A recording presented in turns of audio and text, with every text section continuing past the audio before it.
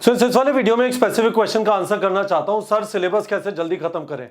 मुझे तो बहुत कुछ आता है, मैं सितंबर अक्टूबर नवंबर तक सिलेबस खत्म कर लेना चाहता हूं। मैंने सुना है एनसीईआरटी को 10 बार 15 बार पढ़ना है, जितनी बार रिवाइज करेंगे उतना अच्छा होगा। मैं सारे सवालों का जवाब देना चाहता हूं इस वाले वीडियो में। एक तरीका तो यह है जो मैंने आपको बताया था, पूरी तैयारी नीट की थ्योरी करी, उसके बाद एमसीक्यू प्रैक्टिस करा और मॉक टेस्ट लिखा। करीब 2700 घंटे की है। मैंने आपको बताया था थ्योरी का मतलब वीडियो देखते हुए नोट्स लिए। ये वीडियो की जगह आप क्लासरूम कोचिंग में जा रहे हैं, तो वहां पे टीचर पढ़ा रहे हैं और आपने पढ़ते हुए जो भी उन्होंने बताया नोट्स लिए, सेम थिंग। उसके बाद आपने एनसीईआरटी का रीडिंग किया, ऑन एन एवरेज 13 घंटे वीडियो देखते हुए नोट्स या क्लासरूम में पढ़ाया। उसके बाद आपने 3 घंटे का एनसीईआरटी पढ़ा, तो करीब एवरेज बोल रहा हूं, तो करीब 16 घंटे यहाँ पे हो गए। फिजिक्स केमिस्ट्री में 100 से 150 क्वेश्चन प्रैक्टिस करने, बायो में 150 से 200, 7 घंटे ये हो गया। 16 7 23, 23 इंटू 96 चैप्टर, करीब 2200 घंटे हो गए। आप कहेंगे सर सिलेबस रिड्यूस हो गया, एनटीए की तरफ से कॉन्फर्मेशन नहीं है। ठीक है, जब कॉन्फर्मेशन आ जाएगा ये घंटे कम हो जाएंगे, तो 2200 घंटे ये हो गए। 25 टेस्ट आपने लगाए, टेस्ट से पहले रिवाइज किया, टेस्ट के बाद पोस्टमार्टम किया, हर एक टेस्ट में करीब 20 घंटे लेंगे, 500 ये 2700 घंटे ही हो गए। अब आपका सवाल ये होगा कि सर मुझे तो बहुत कुछ आता है, मैं इतना क्यों पढूं? क्या मैं अपना सिलेबस जल्दी खत्म नहीं कर सकता? Fair enough, let us answer this question. तो ये तो मैंने अभी आपको जो बताया वो ये वाला था नॉर्मल। ठीक है, एक और तरीका है जिसको बोल लेते हैं 1 मिनट के लिए फ्लिप्ड। फ्लिप का मतलब है लोग थ्योरी पढ़ते हैं, उसके बाद एमसीक्यू प्रैक्टिस करते हैं। ऐसा करते हैं, पहले एमसीक्यू प्रैक्टिस कर लेते हैं और उसके बाद थ्योरी पढ़ लेंगे। ये क्या लॉजिक है? तो इस लॉजिक को समझिए जरा। फॉर एग्जाम्पल बहुत सारे चैप्टर्स हैं, 1 मिनट के लिए सोच लेते हैं, और मैं आपको रेकमेंड करूंगा यदि आप फ्लिप करने की सोच रहे हैं तो इस तरह से सोचिए। आपके 96 चैप्टर्स हैं, है ना?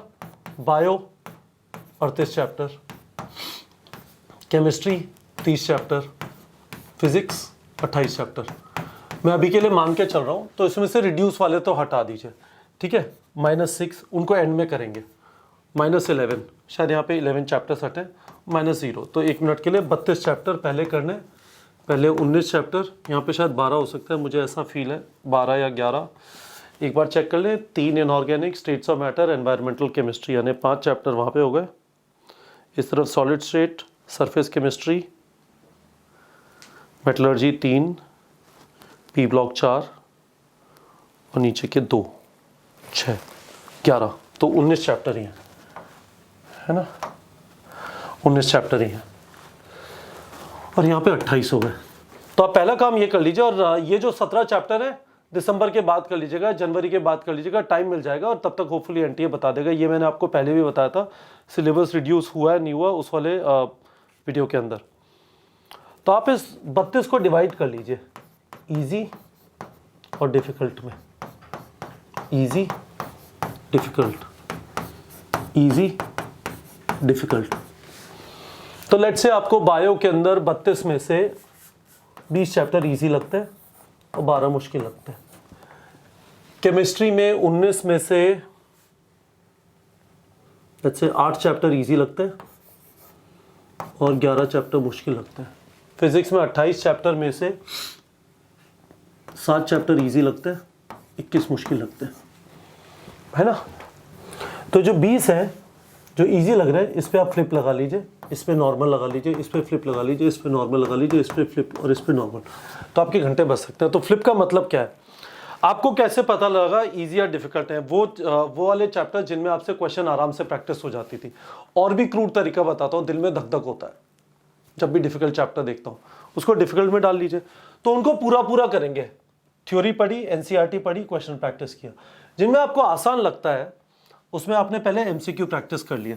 ठीक है, यहाँ पे मैंने आपको बताया बायो का चैप्टर है 150 से 200।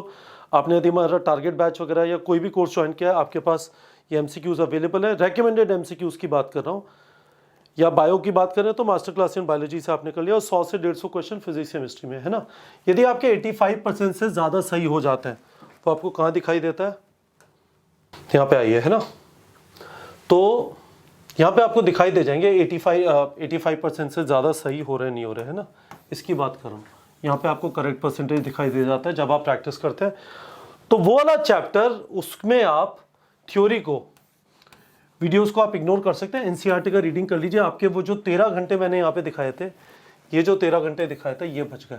जितने भी चैप्टर है उनमें 13 घंटे बच जाते हैं, तो दिस इज सब्सटैंशियल, ठीक है। और यदि आपके 85% से कम करेक्ट हो रहे हैं, लेट्स से 80%, 75%, तो स्पेसिफिक टॉपिक्स नहीं आते, उनके वीडियो देख लीजिए, फिर पूरी एनसीईआरटी की रीडिंग कर लीजिएगा। यदि बहुत कम करेक्ट परसेंटेज आए, लेट्स से आपको लगता है धुरंधर है और आपके 40% सही हुए, तो फिर इस वाले पूरे मेथड से आपको जाना है। तो इस तरह से टाइम बच सकता है। आप कहोगे सर ये तो सफिशिएंट नहीं हुआ, और टाइम बचाना है, तो मैं आपको बहुत शानदार तरीका बताता हूँ। मैं आपको नाम गिन के बता देता हूँ। Chemistry, some basic concepts of chemistry, सबसे बढ़िया तरीका है, सुपर, कल खत्म हो जाएगा, मैं तो अभी सिलेबस खत्म कर देता हूँ, है ना।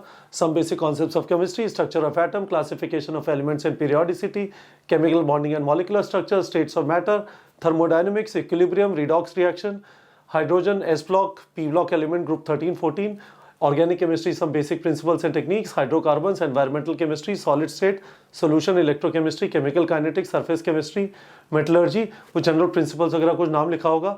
उसके बाद the p block element group 15 to 18, उसके बाद the d and f block element, coordination compound, haloalkane, haloarine, alcohol phenol ether, aldehyde ketones, carboxylic acid, amines, उसके बाद आपका biomolecule, polymer, chemistry in everyday life, पूरी केमिस्ट्री खत्म। देखो इतनी जल्दी, फिजिक्स भी खत्म कर लेते हैं।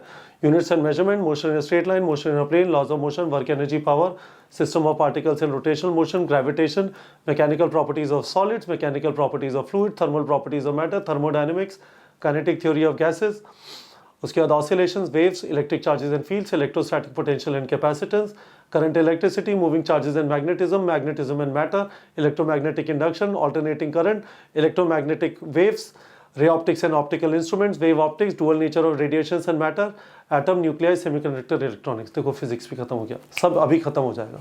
उसके बाद रिविजन ही रिविजन करेंगे। चलो बायो भी खत्म कर लेते हैं।